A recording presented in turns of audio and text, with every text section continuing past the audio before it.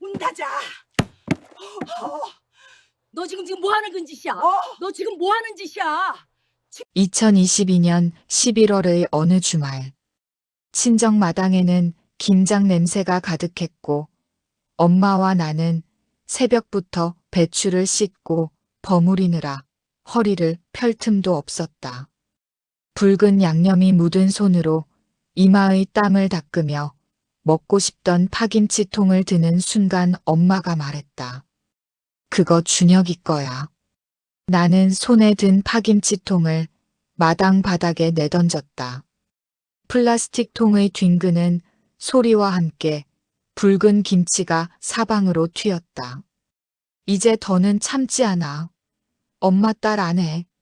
내 목소리가 떨렸다. 엄마는 놀란 눈으로 나를 바라봤다.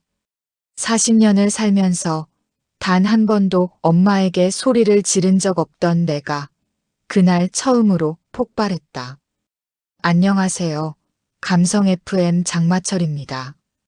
오늘은 45 이수진님의 사연을 전해보려 합니다.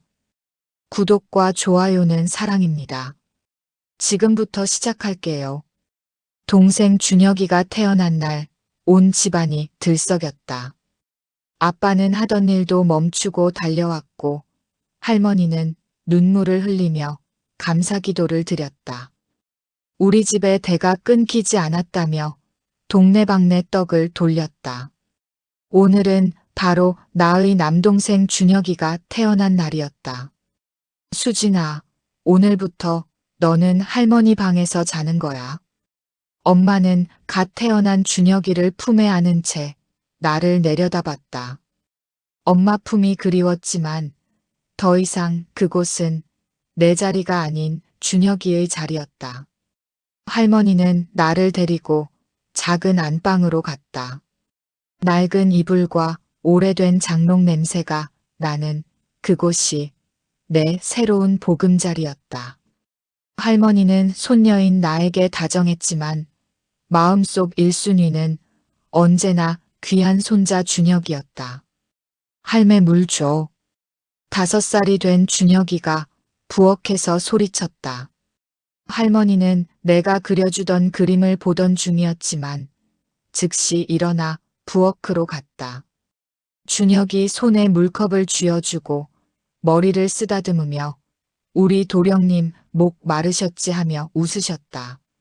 할머니, 내 그림 봐주세요. 응. 수진이 그림 참 잘 그렸네. 할매가 나중에 볼게. 나중은 오지 않았다. 할머니의 나중은 한 번도 오지 않았다. 초등학교 2학년 겨울이었다. 학교에서 미술대회가 있었고 나는 최우수상을 받았다. 집에 뛰어들어가며 소식을 전했지만 거실에서는 준혁이 생일 파티가 한창이었다. 케이크, 선물, 풍선들. 엄마, 나 상 받았어요. 조용히 해. 동생 촉 끄는데 방해하지 마. 엄마의 날카로운 목소리에 나는 입을 다물었다. 그날 내 상장은 현관 신발장 위에 놓여진 채 한 달이 지나서야 누군가 치웠다. 아마 먼지 닦다가 같이 버렸을 것이다. 아빠는 건설 현장에서 일하셨다. 거친 손, 거친 말투, 거친 성격. 그리고 철저한 가부장이었다. 여자가 밥도 못하면 시집을 어떻게 가? 초등학교 4학년 때부터 나는 매일 저녁 부엌일을 했다. 설거지는 기본이고 쌀 씻기, 반찬 덜어내기, 식탁 닦기까지. 준혁이는 거실에서 TV를 보거나 게임을 했다. 준혁아, 물 좀 떠다 줘. 누나가 하지. 나 바빠. 10살짜리가 뭐가 바쁘다는 건지. 하지만 아버지는 웃으며 말했다. 우리 아들 공부하느라 바쁜데 그런 거 시키지 마. 그리고 남자는 부엌에 들어가는 게 아니다. 공부. 준혁이는 그날도 숙제는 안 하고 오락만 하고 있었다. 하지만 아무도 뭐라 하지 않았다. 반면 내가 잠깐이라도 TV를 보면 공부는 안 하고 뭐 하냐며 꾸중이 떨어졌다. 중학교 2학년 여름방학이었다. 무더운 날씨에 온 가족이 수박을 먹고 있었다.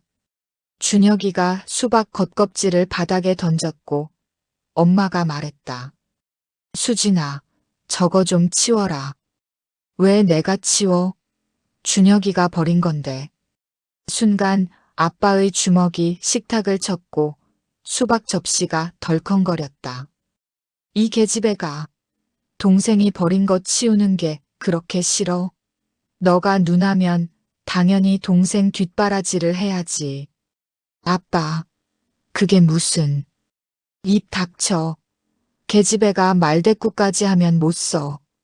그날 나는 저녁도 먹지 못하고 방으로 쫓겨갔다.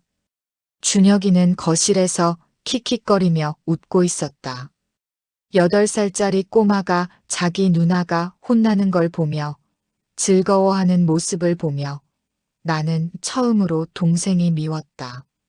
차별은 일상이었다. 숨 쉬듯 자연스러웠다. 외식을 할 때면 준혁이가 먹고 싶은 메뉴를 택했다. 수진이는 뭐 먹고 싶어? 라는 질문은 그 누구에게도 단 한 번도 들어본 적이 없었다. 옷을 살 때도 마찬가지였다. 백화점에 가면 준혁이 옷을 먼저 샀다. 나이키, 아디다스, 폴로 같은 브랜드들. 나는 동대문 시장에서 파는 3장에 10,000원짜리 티셔츠를 입었다. 너는 여자니까 옷 대충 입어도 돼. 근데 준혁이는 남자라 좀 신경 써줘야 해. 엄마의 논리는 그랬다. 남자는 밖에서 활동하니까 옷을 잘 입어야 하고 여자는 집에 있으니까 대충 입어도 된다는. 고등학교 1학년 때였다. 한겨울인데 내 겨울 패딩이 너무 작아져서 지퍼가 올라가지 않아 엄마에게 새 옷을 사달라 했더니 준혁이 옷장에서 낡은 점퍼를 꺼내줬다. 2년 전에 준혁이가 입던 남자 옷이었다. 이거 남자 옷이잖아요. 그래도 따뜻하잖아. 이거 입어. 학교에서 친구들이 그거 남자 옷 아니야? 라고 물었다.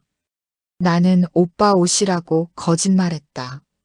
남동생 옷을 물려받는다고는 차마 말할 수 없었다. 용돈도 마찬가지였다. 준혁이는 한 달에 10만 원씩 받았다. 중학생이 10만 원이면 꽤 큰 돈이다. 반면에 나는 한 달에 2만 원이었다. 여자는 돈 많이 쓸 데가 없다는 게 이유였다. 생리대 사야 하는데 돈이 부족해요. 그런 거 학교에서 안 줘? 엄마는 귀찮다는 듯 지갑에서 10,000원을 꺼내줬다. 그마저도 빨리 갚아라는 말과 함께. 고등학교 2학년 첫 중간고사. 나는 전교 5등을 했다. 설레는 마음으로 성적표를 들고 집에 들어갔다. 엄마, 나 전교 5등 했어. 엄마는 준혁이 숙제를 봐주다가 고개만 돌렸다.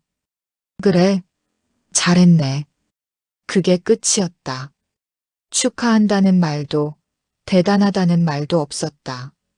반면 준혁이가 중학교 시험에서 반에서 20등을 했을 때는 온 가족이 외식을 나갔다. 우리 아들 이번에 성적 올랐다며. 역시 우리 아들. 아버지는 소주잔을 들며 기뻐했다. 나는 숟가락을 움켜쥔 채 말없이 밥을 먹었다. 고등학교 3학년 여름, 진로 상담 시간이었다. 선생님이 말했다. 수진아, 너 성적이면 서울 안에 있는 4년제 대학 충분히 갈 수 있어. 어느 과 가고 싶어? 저는요, 경영학과요. 좋지. 열심히 하면 될 거야. 그날 저녁 나는 가슴 두근거리며 가족들에게 말했다. 나 대학 가고 싶어. 경영학과. 대학? 여자가 무슨 대학? 아빠의 첫 반응이었다. 아빠, 요즘 여자들도 다 대학 가요. 집안 형편이 이 지경인데 대학을 가? 준혁이도 나중에 대학 보내야 하는데. 제가 공부 잘하잖아요. 잘하는 사람이 가면 장학금도 받을 수도 있고. 안 돼. 여자는 시집이나 잘 가면 돼. 쓸데없는 소리 하지 마. 나는 울면서 방으로 들어갔다. 그날 밤 베개에 얼굴을 파묻고 얼마나 울었는지 모른다. 한 달을 매일 울고 졸라서 겨우 얻어낸 것은 전문대였다. 전문대는 2년이니까 돈이 덜 들잖아. 그것도 안 돼? 치, 성화가 보통이 아니네. 알았어, 전문대 가라. 근데 등록금은 너가 알아서 해. 등록금을 내가 어떻게? 장학금을 받든지 알바하든지 알아서 해. 우리 형편에 너 학비까지 댈 여유는 없어. 결국 나는 전문대 경영학과에 입학했다. 아빠는 첫 대학 등록금만 내주었고 그 이후의 등록금과 생활비는 스스로 해결해야 했다. 편의점 알바, 햄버거집 알바, 전단지 돌리기. 할 수 있는 건 다 했다. 수업이 끝나면 오후 6시부터 자정까지 일했다. 새벽 2시에 집에 들어가 4시간 자고 다시 학교에 가는 생활이 2년간 계속됐다. 그 시간 준혁이는 무엇을 했을까? 고등학교를 졸업했지만 성적이 형편없어 재수를 했다. 물론 학원비는 부모님이 다 댔다. 고3 내내 공부는 안 하고 PC방만 다니더니 재수까지 하게 된 것이다. 엄마, 준혁이 학원비 얼마야? 한 달에 150만 원. 기숙학원이라서. 나는 입이 딱 벌어졌다. 내 전문대 한 학기 등록금이 200만 원이었다. 준혁이는 한 달에 그 돈의 절반 이상을 쓰고 있었다. 그럼 내 등록금은? 너 장학금 받잖아. 그리고 알바도 하고. 나도 도와주면 안 돼? 수진아, 너가 조금만 참아. 준혁이가 좋은 대학 가야 우리 집안이 사는 거야. 알지? 나는 그날도 편의점으로 향했다. 눈물이 나려고 했지만 꼭 참았다. 손님들한테 퉁퉁 부은 눈을 보여줄 수는 없었으니까. 전문대 2학년 여름방학, 나는 아르바이트를 3개나 뛰고 있었다. 낮에는 카페, 저녁에는 편의점, 주말에는 행사 도우미. 그렇게 모은 돈으로 겨우 다음 학기 등록금을 마련했다. 어느 날 저녁 집에 들어가니 준혁이가 거실 소파에 누워 TV를 보고 있었다. 재수학원은 끝나고 집에 온 모양이었다. 누나, 물 좀. 너 팔 멀쩡하잖아. 너가 떠마셔. 뭐, 누나가 동생한테 물도 안 떠줘? 나는 피곤했다. 온몸이 쑤시고 머리가 아팠다. 준혁아, 나도 피곤해. 너가 좀 알아서 해. 야, 너가 뭔데 나한테 반말이야?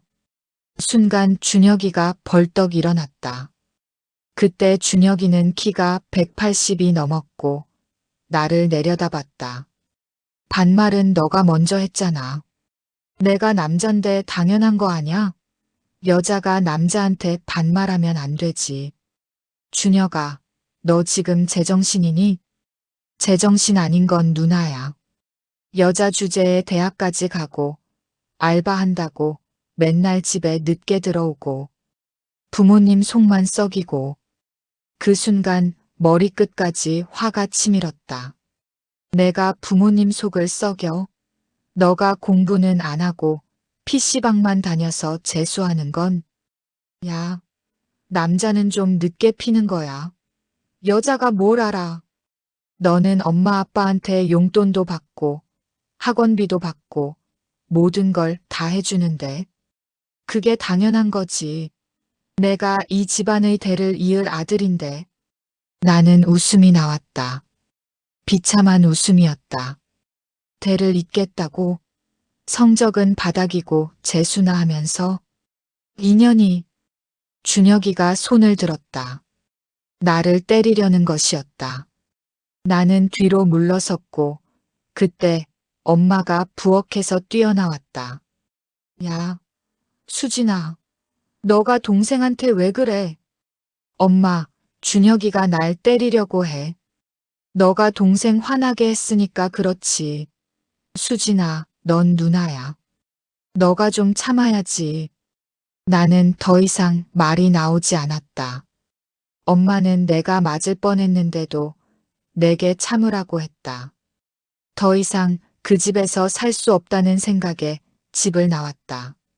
친구 집에서 하룻밤을 자고 그 다음 날부터 고시원을 알아봤다. 전문대를 졸업하고 나는 작은 무역회사 사무직으로 취업했다. 월급 130만 원. 많지 않았지만 첫 취업 후 내 힘으로 번 첫 월급이었다. 그곳에서 나는 민호를 만났다. 민호는 영업팀에서 일하는 선배였다. 키도 크지 않고 잘생기지도 않았지만 따뜻한 사람이었다. 수진 씨, 점심 먹었어요? 아니요, 일하느라 못 먹었어요. 그럼 같이 먹어요. 제가 살게요. 민호 씨는 그렇게 자연스럽게 다가왔다. 부담스럽지 않고 편안했다. 무엇보다 나를 있는 그대로 대해줬다. 수진 씨 전문대 나왔다며? 네. 그게 부끄럽나요? 왜 부끄러워요? 저도 지방대 나왔는데. 중요한 건 학벌이 아니라 사람이죠. 민호 씨의 말에 나는 울컥했다. 처음이었다. 누군가가 나의 가치를 학벌로 판단하지 않는 게. 우리는 3년을 사귀었다. 민호 씨는 항상 나를 존중해줬다. 내 의견을 물었고 내 선택을 지지해줬다. 함께 있으면 행복했다. 민호 씨와 결혼을 결심하고 부모님께 소개시켜드린 날 나는 기대에 부풀어 있었다. 민호 씨는 성실하고 착한 사람이었다. 부모님도 분명 좋아하실 거라고 생각했다. 하지만 현실은 달랐다. 그래, 자네 집안은 어떻게 돼? 아빠의 첫 질문이었다. 부모님은 시골에서 농사 짓고 계십니다. 집은 있어? 아직 마련 중이에요. 저희 둘이 같이. 뭐, 집도 없는데 결혼을 한다고? 아빠의 목소리가 높아졌다. 민호 씨는 긴장한 얼굴로 고개를 숙였다. 죄송합니다. 제가 능력이 부족해서. 아니, 요즘 남자가 집도 없이 결혼하려고 해? 수진이를 어디서 데리고 살려고? 열심히 일해서 꼭 집을 마련하겠습니다. 참나 말만 그렇지.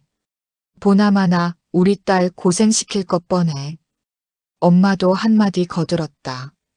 수진아, 엄마 말 잘 들어. 결혼은 신중하게 해야 해. 남자가 가진 게 없으면. 엄마, 민호 씨는 좋은 사람이야. 좋은 사람은 밥 먹여줘. 집 없이 결혼하면 너만 고생해. 그날 저녁 식사는 지옥이었다.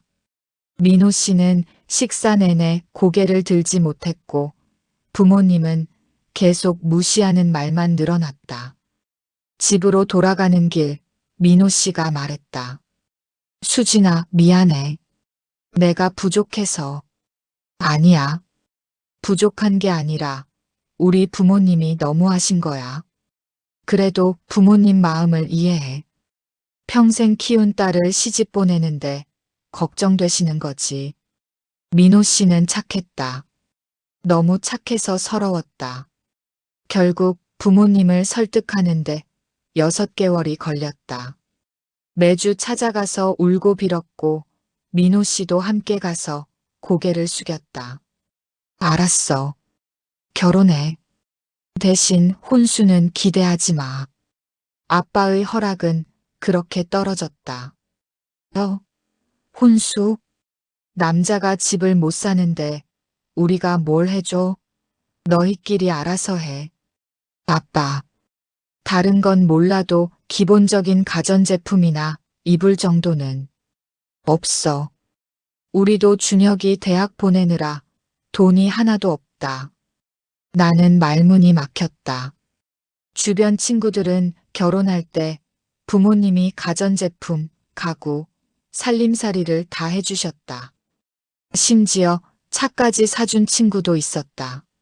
하지만 나는 아무것도 받지 못했다. 민호 씨와 나는 둘이 모은 돈으로 보증금 500만 원짜리 원룸을 얻었다. 9평짜리 방, 냉장고, 세탁기, 가스레인지는 중고로 샀다. 이불은 민호 씨 어머니가 보내주셨다. 결혼식도 조촐하게 최소한의 손님만 불렀다. 그마저도 비용은 우리가 반반 냈다. 부모님은 결혼식 비용마저 한 푼도 보태주지 않았다. 결혼식이 끝나고 피로연에서 남동생 준혁이가 다가왔다. 누나, 결혼 축하해. 고마워. 근데 누나, 신혼집이 원룸이라며? 응. 에이, 좀 그렇네. 우리 누나가 원룸에서 산다는 게 내가 선택한 거야. 상관하지 마. 그래도 매형이 좀 더 노력하지. 집도 못 사고. 준혁아, 너는 대학 등록금이나 마련해. 알았지? 준혁이는 얼굴을 붉히며 돌아갔다. 수진아, 미안해. 내가 더 능력이 있었으면. 민호 씨, 괜찮아. 우리 둘이 함께 만들어가는 거야. 우리는 서로를 안았다. 그 순간만큼은 세상에서 가장 행복한 부부였다. 결혼식이 끝나고 민호와 나는 원룸으로 갔다. 9평짜리 작은 방. 하지만 그 어디보다 우리만의 힘으로 마련한 소중하고 편안한 공간이었다. 원룸이 좁아도 중고 가전제품이 낡아도 우리는 행복했다. 이후 남편은 아침 일찍 나가서 밤늦게 들어왔다. 영업직이라 힘들었지만 불평 한 번 없었다. 나도 계속 일을 했다. 우리는 허리띠를 졸라가며 돈을 모았다. 1년에 500만 원, 2년에 1000만 원. 그렇게 5년 후 우리는 전세 3천만 원짜리 20평 아파트로 이사했다. 정말 기뻤다. 방이 2개였다. 거실도 있었다. 베란다에서는 햇빛이 들어왔다. 수진아, 우리 해냈어. 남편이 나를 안아올리며 웃었다. 나도 웃었다. 부모님의 도움 없이 우리 힘으로 여기까지 왔다는 게 자랑스러웠다. 결혼 10년 후 우리는 드디어 집을 샀다. 34평 아파트였고 아이 둘 키우기에 딱 좋은 크기였다. 대출이 있었지만 괜찮았다. 지금까지 해온 것처럼 조금씩 갚아나가면 됐다. 남편과 나는 밤마다 창문을 보며 이야기했다. 우리 정말 멀리 왔네. 응. 우리 둘이서. 부모님의 도움 없이 여기까지 온 길. 힘들었지만 후회하지 않았다. 우리는 우리를 증명했으니까. 내가 결혼하고 8년 후 준혁이도 결혼했다. 신부는 회사 동료였다. 준혁이는 그때까지도 제대로 된 직장을 다니지 못했다. 대학도 지방의 이름 없는 4년제를 간신히 졸업했고 이 회사 저 회사 옮겨 다니기 바빴다. 하지만 결혼 준비. 그 시작은 나와 많이 달랐다. 준혁이 결혼하는데 집을 마련해줘야지. 어느 날 엄마한테서 전화가 왔다. 집을? 응. 아버지랑 상의해서 3억을 보태주기로 했어. 나는 전화기를 꽉 쥐었다. 손이 떨렸다. 3억을? 그래. 우리가 평생 모은 돈인데 아들 결혼하는데 써야지. 엄마, 나 결혼할 때는 너는 딸이잖아. 준혁이는 남자니까 집을 해줘야지. 전화를 끊고 나는 소파에 주저앉았다. 남편이 퇴근해서 들어왔을 때 나는 아직도 그 자리에 앉아 있었다. 왜 그래? 무슨 일 있어? 여보, 준혁이가 결혼하는데 엄마 아빠가 3억을 준대. 남편은 잠시 생각하는 것 같더니 이내 내 손을 잡았다. 수진아, 괜찮아. 괜찮지 않아. 우리는 원룸 보증금 500만 원도 스스로 마련했는데 중고 냉장고 사느라 인터넷으로 며칠을 찾아다녔는데 눈물이 났다. 참으려고 했지만 참을 수 없었다. 이해하려고 했지만 이해할 수 없었다. 우리가 뭘 잘못했어? 내가 딸로 태어난 게 죄야? 남편은 나를 안아줬다. 그의 품에서 나는 한참을 울었다. 준혁이의 결혼식은 화려했다. 특급 호텔에서 하객 500명. 신혼집은 30평대 새 아파트. 가전제품, 가구 모두 새 것. 심지어 신혼여행도 유럽 2주. 나는 식장 한쪽 구석에 서서 지켜봤다. 부모님은 웃고 계셨다. 행복해 보였다. 아들의 결혼식이니까. 누나, 왜 거기 서 있어? 들어와. 준혁이가 나를 봤다. 턱시도를 입은 모습이 제법 어른스러워 보였다. 응, 축하해. 누나도 이제 조카 보겠네. 얼른 애들 낳으려고. 나는 쓴웃음을 지었다. 나는 이미 아이가 둘이었다. 딸 하나, 아들 하나. 하지만 준혁이는 우리 아이들한테 관심이 없었다. 한 번도 선물을 사준 적도 안아준 적도 없었다. 첫째를 낳고 3개월 후 나는 복직을 준비해야만 했다. 경력도 유지하고 싶었고 돈도 필요했다. 대출금을 갚아야 했으니까. 엄마, 내가 회사 다니는 동안 낮에 아이 좀 봐주면 안 될까? 내가? 수진아, 엄마 허리 수술해서 안 좋은 거 알잖아. 낮에만, 내가 퇴근할 때까지만, 응? 좀 커서 마음 편히 어린이집 보낼 때까지만, 응? 안 돼. 엄마 나이가 몇인데. 손주 돌보기 힘들어. 결국 나는 육아휴직을 1년 썼다. 그리고 복직 후에는 베이비시터를 구했다. 한 달에 100만 원이 들어갔다.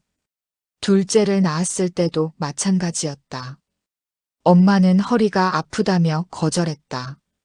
그런데 4년 후 준혁이네가 쌍둥이를 낳았다. 수진아, 엄마가 준혁이네 가서 애들 좀 봐줘야겠어. 엄마 허리 아프다고 했잖아. 그래도 쌍둥이잖아. 너 올케가 혼자 어떻게 키워? 엄마가 가서 도와줘야지. 그럼 내 애들 때는 왜 안 도와줬어? 너는 애가 하나씩 있었잖아. 근데 한 번에 쌍둥이는 다르지. 엄마는 준혁이네 집으로 들어가 1년 반을 살았다. 쌍둥이를 키우며 빨래하고 청소하고 밥하고 내가 부탁했을 때 거절했던 일들을 다 했다. 그것도 돈 한 푼 못 받고 말이다. 명절에 만났을 때 엄마는 쌍둥이를 안고 행복해 하셨다. 우리 손주들 너무 예쁘지? 옆에서 내 딸 아린이가 말했다. 외할머니, 저는요? 응, 아린이도 예쁘지. 하지만 엄마의 눈은 쌍둥이에게만 향했다. 아린이는 고개를 떨구고 내 뒤로 숨었다. 그날 밤 아린이가 물었다. 엄마, 외할머니는 나보다 외삼촌네 애들이 더 좋으신 거야? 아니야, 그게 아니라. 그런 것 같아. 외할머니가 나는 한 번도 안아준 적이 없어. 9살 아이의 말에 나는 할 말을 잃었다. 아린이 말이 맞았다. 엄마는 내 아이들을 한 번도 제대로 안아준 적이 없었다. 하지만 나는 자식의 도리라 생각하고 명절이나 주말에 정기적으로 친정에 갔다. 아이들을 데리고 과일이나 선물을 사들고. 하지만 갈 때마다 마음이 불편했다. 엄마, 갈비찜이다. 둘째 아준이가 좋아하며 소리쳤다. 그건 안 돼. 그거 삼촌네 오면 줄 거야. 하나만요, 엄마. 안 된다니까. 저기 있는 반찬이랑 밥 먹어. 식탁을 보니 밥, 말라비틀어진 멸치, 시든 나물. 반찬이라고 할 것도 없었다. 엄마, 반찬이 왜 이래? 응? 집에 있는 거 대충 꺼낸 건데. 왜? 아니, 다른 건 없어? 없어. 요즘 장 못 봤어. 매번 남편 얼굴 보기가 창피했다. 아니, 처갓집에 와도 사위 대접을 못 받는 것에 미안했다. 그런데 이상했다. 냉장고를 여는 순간 보였다. 갈비찜, 잡채, 나물 여러 가지, 과일. 냉장고는 가득 차 있었다. 점심을 먹고 나는 아이들과 함께 나왔다. 주차장으로 가는데 준혁이네 차가 들어오는 게 보였다. 누나 왔어? 응. 나는 간다. 벌써? 좀 이따 가지.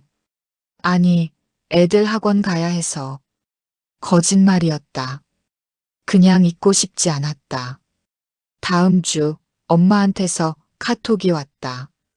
준혁이네 가족이 왔을 때 찍은 사진이었다. 식탁에는 갈비찜, 잡채, 각종 나물, 생선구이, 과일까지. 상다리가 휘어질 정도였다. 사진 밑에 엄마의 메시지.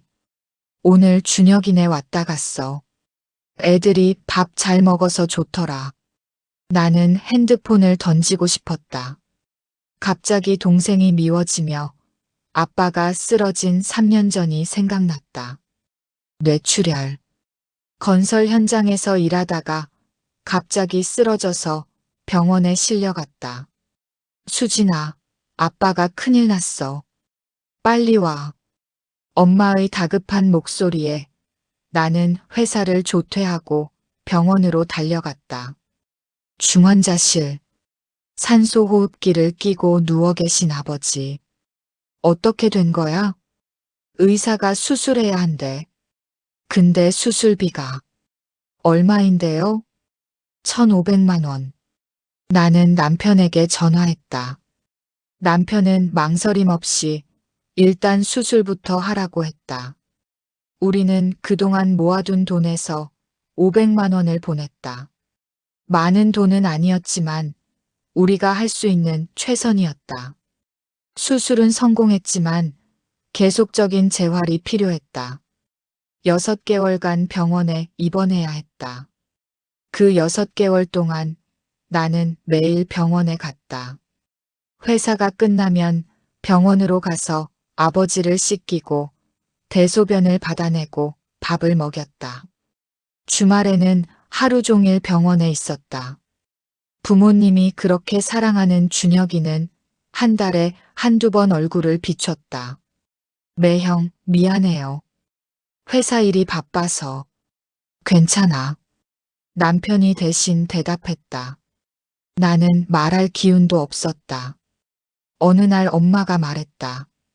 수진아, 너가 정말 효녀다. 고맙다.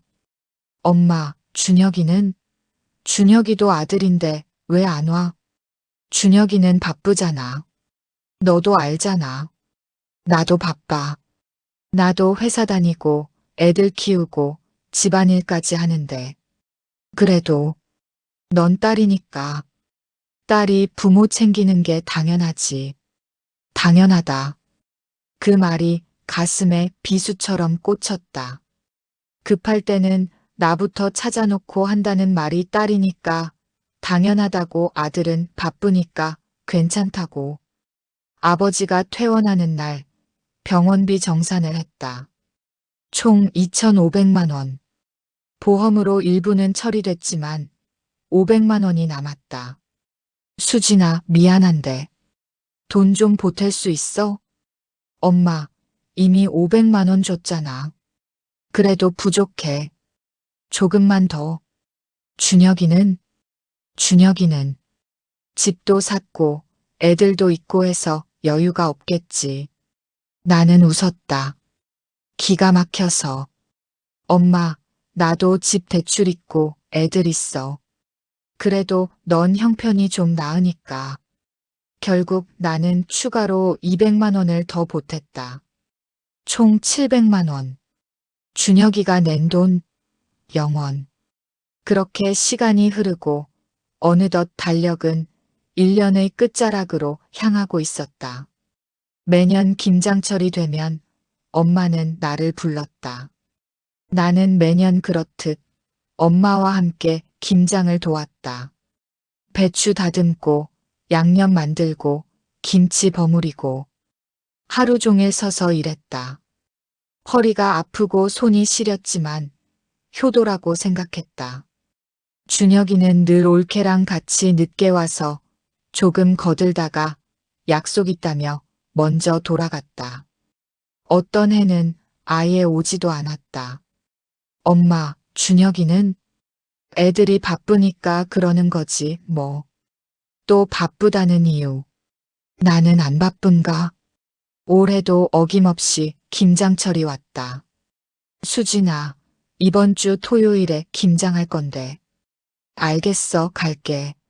엄마, 준혁이는? 준혁이네는 일본 여행 간다네. 장모 환갑이라서 처갓집 식구들이랑 다 같이. 그럼 다음 주에 하면 안 돼? 안 돼. 다음 주는 날씨가 안 좋대. 그냥 이번 주 토요일에 하자. 하는 수 없이 나는 토요일 아침 홀로 친정으로 향했다. 그날따라 첫째 아린이가 밤새 몸이 불덩이라 남편은 아이들과 집에 머물도록 하였다. 왔어? 어서 와. 엄마는 이미 배추를 씻고 있었다. 나는 옷을 갈아입고 일을 시작했다. 배추 100포기. 둘이서 하기엔 너무 많았다. 손이 꽁꽁 얼어붙었다. 찬물에 배추를 씻느라 손에 감각이 없었다. 점심때가 되었다. 엄마가 라면을 끓여줬다. 이거라도 먹고 해. 엄마, 준혁이 왔으면 금방 끝났을 텐데. 그러게. 근데 뭐 어쩌겠어. 우리라도 열심히 하자.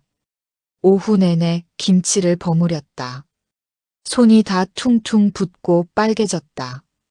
엄마, 나갈 때 이 파김치 좀 가져갈게. 아까 점심때 먹은 파김치가 너무 맛있었다. 아이들도 좋아할 것 같았다. 파김치? 그건 안 돼. 왜? 보다시피 파김치는 조금밖에 안 담갔잖아. 그거 준혁이 줘야 해. 순간 머리가 멍해졌다. 엄마, 내가 지금 아침부터 하루 종일 여기서 김장했잖아. 그래도 파김치는 양이 적으니까.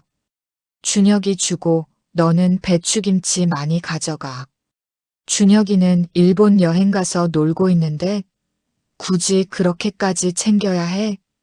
준혁이가 워낙 파김치 좋아하잖아. 오늘따라 이 계집애가 왜 그러는 거야?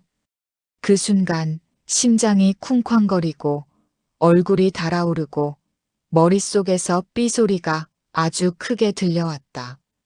순간 나는 화를 삭히지 못하고 손에 들고 있던 김치통을 바닥에 내던졌다. 쾅! 플라스틱 통이 바닥에 떨어지고 뚜껑이 날아가며 김치가 사방으로 튀었다. 이수진, 너 지금 뭐 하는 거야? 엄마, 묻고 싶은 게 있어. 뭐? 나는 자식이 아니야? 무슨 헛소리야? 준혁이는 오늘 김장도 안 왔어. 아니, 지금까지 제대로 도와준 적이 단 한 번도 없어. 심지어 지금은 일본에서 놀고 있어. 근데 왜 나는 못 가져는 파김치를 준혁이한테 줘야 해? 그건. 왜 맨날 준혁이가 먼저야? 목소리가 떨렸다. 눈물이 났다. 대학 갈 때도, 결혼할 때도, 아빠 병원비 낼 때도 맨날 나는 없었어. 수진아, 진정해. 진정하라고. 40년 넘게 진정하고 참으며 살았어. 40년 넘게. 엄마는 당황한 표정으로 나를 봤다. 나는 왜 고추를 못 달고 태어났을까? 나는 왜 준혁이가 아니었을까? 매일 후회했어. 수진아, 오해하는 거야. 엄마가 너를 안 좋아하는 게 아니라 사랑하지 않잖아. 뭐? 엄마는 나를 사랑한 적이 없잖아. 한 번도.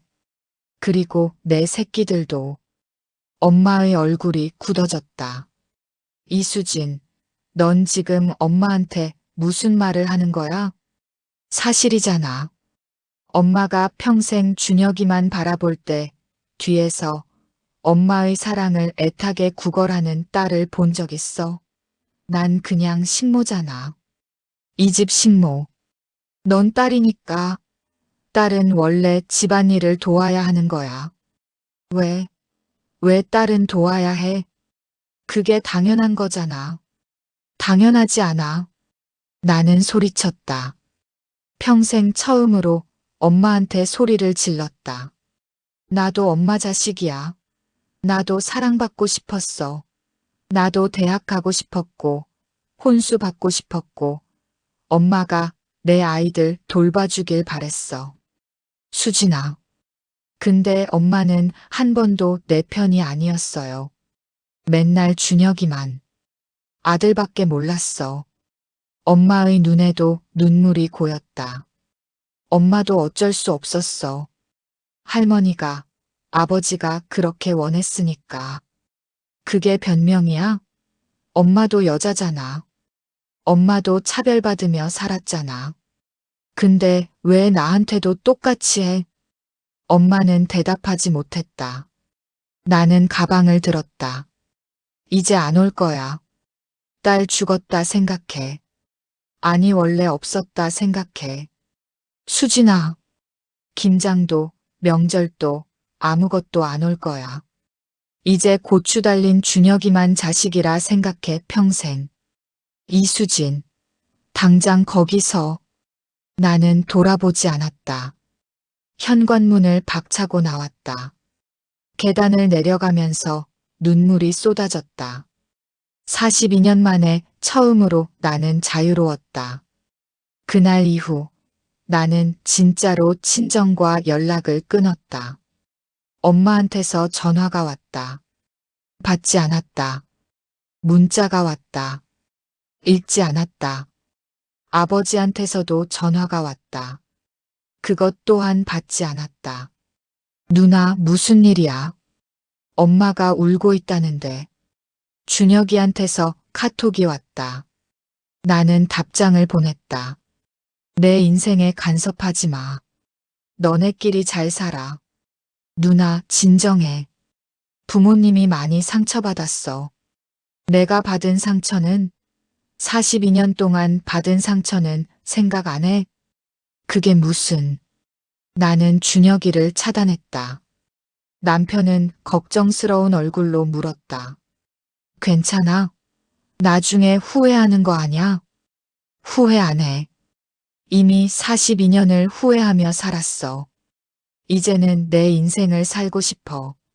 알았어. 내가 옆에 있을게. 남편은 내 손을 잡아줬다. 고마웠다. 명절이 다가왔다. 추석. 예전 같으면 차례 지내러 갔을 시간이었다. 수진아, 우리 친정 안 가? 응, 안 가. 그래, 그럼 우리 집에만 가자. 고마워. 시댁에서 차례를 지내고 시부모님과 함께 시간을 보냈다. 시어머니가 말했다. 수진아, 친정은 안 가도 돼? 네, 괜찮아요. 그래, 뭐 사정이 있나 보구나. 우리 며느리 고생 많았어. 오늘은 편히 쉬어. 시어머니는 더 이상 묻지 않았다. 오히려 나를 챙겨줬다. 내가 좋아하는 음식을 따로 챙겨주고 많이 먹어라며 웃어줬다. 이상했다. 언제부턴가 친정 엄마한테서 못 느꼈던 따뜻함을 시어머니한테 느끼고 있었다. 그로부터 3개월 후 준혁이가 우리 집 앞에 나타났다. 초인종이 울렸다. 모니터를 보니 준혁이었다. 누나, 나 준혁이야. 문 좀 열어줘. 나는 문을 열지 않았다. 누나, 나 알잖아. 제발 좀 열어줘. 민호가 나를 봤다. 나는 고개를 저었다. 수진아, 그래도 동생인데. 싫어. 만나고 싶지 않아. 하지만 준혁이는 30분 동안 초인종을 눌렀다. 결국 남편이 문을 열어줬다. 매형, 고마워요.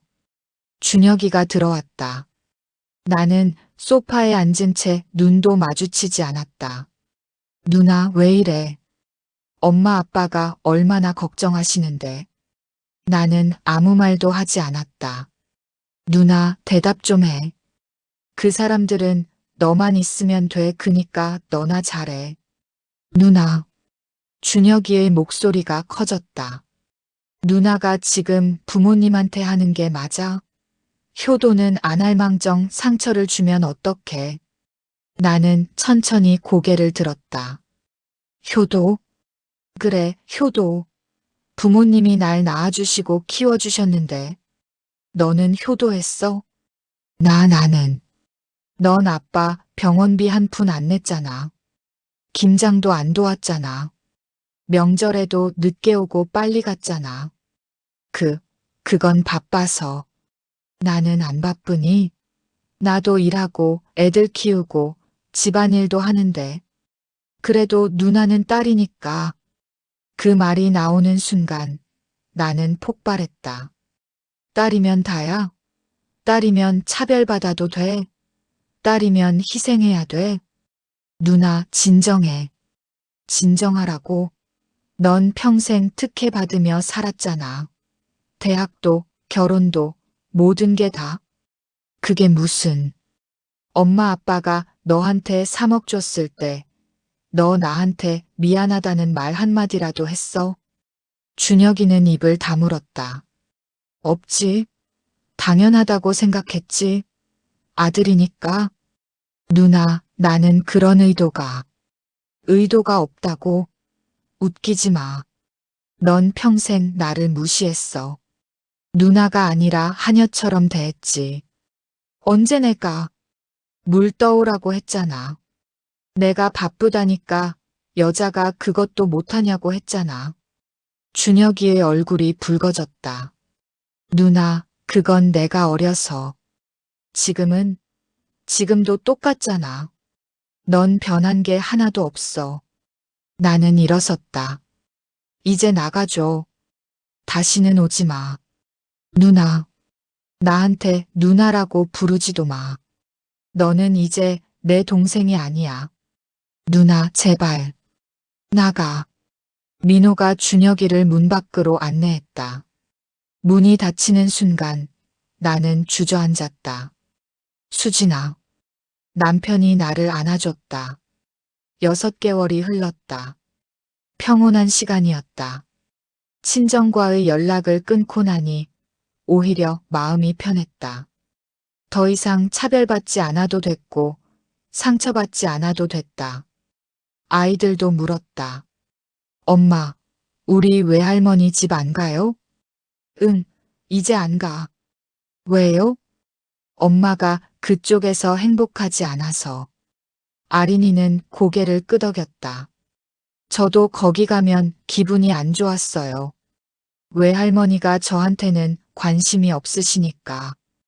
8살 아이도 느꼈던 것이다. 차별을. 아리나, 미안해. 엄마가 너를 그런 곳에 데려가서. 괜찮아요, 엄마. 이제 안 가면 되죠. 아린이는 씩씩하게 웃었다. 그 모습에 나는 또 눈물이 났다. 어느 날 저녁, 낯선 번호로 전화가 왔다.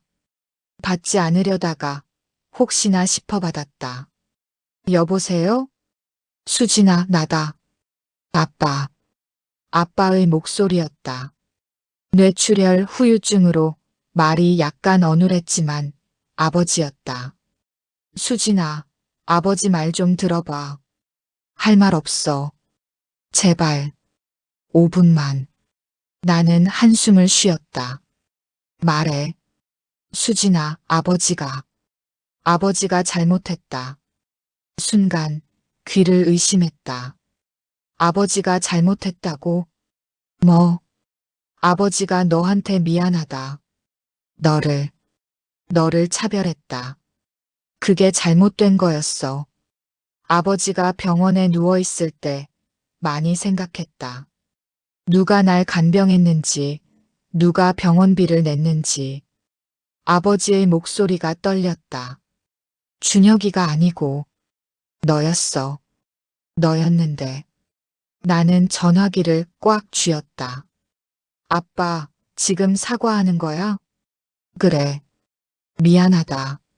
42년 동안 차별한 걸 지금 미안하다는 말로 끝내려고. 수진아. 아빠는 나를 단 한 번도 딸로 대하지 않았어. 나는 그냥 집안일 하는 사람이었고 준혁이 뒷바라지하는 사람으로 생각했어. 아빠가 잘못 생각했다. 아무리 그래도 꼭 이렇게까지 해야겠냐? 수진아, 그만하자. 아빠가 고칠게. 나는 냉소를 흘렸다. 고친다고? 어떻게? 아빠가 평생 그렇게 살았잖아. 70이 넘어서 갑자기 바뀔 수 있어? 노력할게. 제발. 그만하자. 아빠, 나는 이제 지쳤어. 더 이상 상처받고 싶지 않아. 수진아. 나는 전화를 끊었다. 손이 떨렸다. 남편이 내 손을 잡았다. 괜찮아? 응, 괜찮아. 하지만 괜찮지 않았다. 그날 밤 나는 잠을 이루지 못했다. 한 달 후 우편함에 편지가 와 있었다. 엄마의 필체였다. 나는 편지를 펼쳤다. 수진아, 엄마다. 잘 지내니? 엄마가 편지를 쓰는 건 처음이지? 엄마가 글씨도 못 쓰는 거 알잖아. 그래도 너 아빠 쓰라고 해서 쓴다. 수진아, 미안하다. 엄마가 너한테 잘못했어. 너가 한 말이 맞아. 어릴 적 사진을 보니 수진이와 엄마가 함께 찍은 사진이 한 장도 없더라. 엄마도 딸로 태어나서 차별받으며 자랐어. 오빠들은 학교 가고 나는 집에서 일만 했지. 밥도 오빠들이 먼저 먹고 나는 나중에 먹었어. 그렇게 자라다 보니까 그게 당연한 줄 알았어. 딸은 원래 그런 거라고. 아들이 우선이고 먼저라고. 그래서 너한테도 그렇게 했나 봐. 근데 그게 잘못된 거였어. 너도 소중한 내 자식인데. 너도 사랑받아야 하는데. 엄마가 너무 늦게 깨달았지. 수진아, 한 번만 봐줄 수 없을까? 엄마가 정말 미안해. 준혁이한테 너무 많이 준 거, 너한테 혼수 안 해준 거, 너 아이들 안 돌봐준 거. 다 미안해. 이제라도 반성할게. 제발 예전처럼 돌아와 줬으면 한다. 엄마가. 편지를 읽고 나는 울었다. 하지만 용서할 수 없었다. 42년은 너무 긴 시간이었다. 편지 한 장으로 지울 수 없는 상처들이었다. 가슴은 아팠지만 나는 편지를 갈기갈기 찢어 쓰레기통에 버렸다. 그렇게 강하게 마음을 먹고 가족과의 연을 끊고 지낸 지 1년이 지났을까. 엄마한테서 전화가 왔다.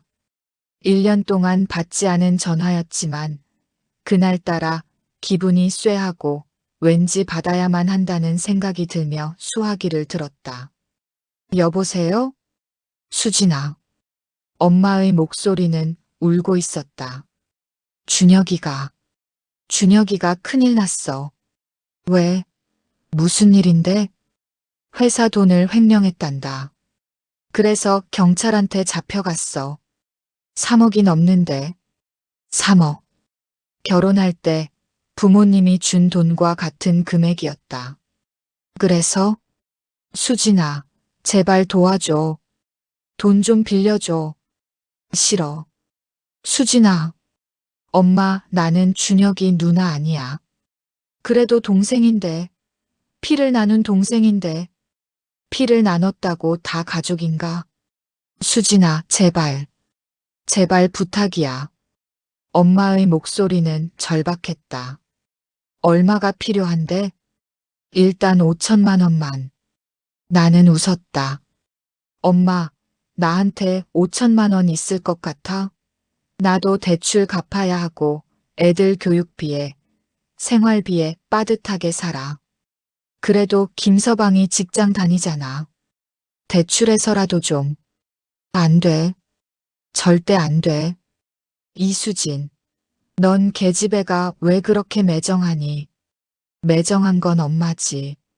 내가 힘들 때는 한 번도 안 도와주고 언제는 반성한다더니 준혁이 일 터지니까 예전하고 똑같잖아. 그래도 엄마, 이제 전화 끊을게. 다시는 연락하지 마. 수진아, 수진아. 나는 전화를 끊고 엄마 번호를 차단했다. 과거 엄마 아빠의 미안하다는 말에 잠시나마 흔들렸던 내 자신과 마음이 창피할 뿐이었다. 그렇지 사람은 쉽게 변하지 않지. 연을 끊고 싶은 내 마음은 돌덩이처럼 더욱 단단히 굳어져 가고 있었다.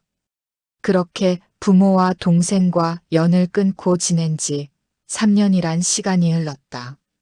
어느덧 나는 회사에서 승진하여 부장이 되고 연봉도 올랐다. 남편도 팀장이 되었다. 우리는 힘들었던 시간을 뒤로하고 점차 경제적으로 안정되어 가고 있었다. 아이들도 잘 자랐다. 딸 아린이는 중학생이 되었고 아들 아준이는 초등학교 고학년이 되었다. 둘 다 엄마 아빠의 바람대로 공부도 잘하고 착했다. 그러던 어느 날 퇴근 길장을 보러 간 대형마트에서 우연히 남동생 준혁이를 마주쳤다. 어색하고 피하고 싶었지만 당당하려 노력했다. 홀로 서 있는 준혁이의 모습은 초라해 보였다. 얼굴은 수척하고 옷은 낡았다. 누나. 준혁이가 나를 봤다. 나는 모른 척하고 지나가려 했다. 누나, 제발 잠깐만. 준혁이가 내 앞을 막았다. 비키세요. 누구신지? 누나, 나 좀 도와줘. 제발. 도와달라고요? 나는 비웃었다. 횡령 사건 후에 어떻게 지내고 있어요? 그게 지금 일용직으로 일하고 있어. 체력도 안 되고 벌이가 시원찮아서. 그래서요? 그게 나랑 무슨 상관일까요? 누나, 제발. 우리 집 몇 달치 생활비라도. 안 돼요. 누나. 준혁 씨, 저는 당신 누나가 아니에요. 남이에요. 준혁이의 얼굴이 일그러졌다. 누나, 그래도 피를 나눈 사이인데. 피를 나눴으면 뭐해요? 당신은 저를 한 번도 누나로 대한 적이 없잖아요. 나는 그냥. 당신은 특혜받으며 자랐어요. 대학도, 결혼도, 모든 게 다. 근데 그걸 당연하게 생각했죠. 준혁이는 아무 말도 하지 못했다. 이제 당신이 그 대가를 치르는 거예요. 당신 힘으로 살아보세요. 나는 준혁이를 지나쳐갔다. 뒤에서 준혁이가 소리쳤다. 누나, 이수진. 하지만 나는 돌아보지 않았다. 1년 후 아빠가 심근경색으로 돌아가셨다는 소식을 들었다. 내가 연락이 되지 않자 준혁이가 남편에게 대신 연락한 모양이었다. 장례식 안 가? 남편이 물었다. 안 가. 아니 그래도. 이건 아니지. 남편이 나를 설득했다. 하지만 나는 아무 말도 하지 않고 그대로 안방에 들어가 문을 잠갔다. 남편은 아무 말도 하지 못했다. 끝까지 장례식장에는 가지 않았다. 조의금도 보내지 않았다. 나는 그냥 평소처럼 아무 일 없듯 회사에 가고 활기차게 일했다. 아버지가 돌아가셨는데도 눈물이 나지 않았다. 이상했다. 보통 부모가 돌아가시면 슬퍼야 하는데 나는 아무 감정도 느껴지지 않았다. 내가 너무 한 걸까? 나는 정말 냉혈한 사람이 된 걸까? 하지만 곰곰이 생각해보니 그게 당연했다. 아버지는 단 한 번도 나를 딸로 대한 적이 없었다. 그냥 집안일 하는 사람, 준혁이 뒷바라지하는 사람. 그게 전부였다. 그런 사람이 돌아가셨는데 왜 슬퍼해야 하나? 아빠가 돌아가신 후 엄마는 혼자가 되었다. 준혁이는 아빠의 장례 비용과 엄마까지 모시는 살림이 버겁다며 수시로 우리 집에 찾아와 돈을 요구했다. 하지만 나는 10원짜리 한 장 주지 않았고 남편에게까지 확실하게 일렀다. 만약 나 몰래 준혁이한테 돈 주면 이혼이야. 남편의 말로는 아빠가 돌아가신 후 엄마는 준혁이에게 조금이라도 보태주기 위해 남은 집까지 팔고 준혁이네 집에 들어가 함께 살았다고 한다. 하지만 그 삶은 오래가지 못했다고 한다. 결국 며느리와 불화가 심해지고 몸 상태까지 나빠지며 요양원으로 주거지를 옮겼다고 한다. 요양원비는 기초생활수급으로 겨우 충당하고 있다고 했다. 엄마가 평생 모은 재산은 모두 준혁이한테 갔고 이제 남은 건 하나도 없었다. 얘기를 듣고 나니 묘한 기분이 들었다. 엄마가 고생하고 있다는 소식을 들었지만 나는 동정심이 들지 않았다. 오히려 이런 생각이 들었다. 이게 바로 인과응보구나. 이제 알겠어? 차별받고 무시당하는 게 어떤 건지. 누나, 제발 가족끼리 한 번만 도와줘. 나 정말 죽을 것 같아.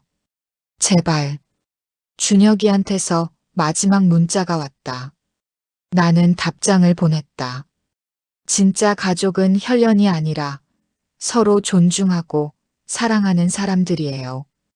그러니 저는 당신이 죽든 말든 나는 상관없어요. 누나, 제발. 다시는 연락하지 마세요. 이후 준혁이에게 연락 오는 일도 찾아오는 일도 없었다. 누군가는 나에게 너무하네. 악마 같네.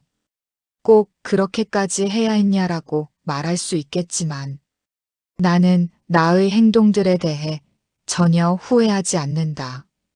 나는 내 인생을 새롭게 만들었을 뿐이다. 나를 사랑해주는 사람들과 함께 차별받지 않는, 무시당하지 않는 이른 아침 아이들 등교 전 식탁에서 가족들과 식사를 하고 있었다. 딸 아린이가 말했다.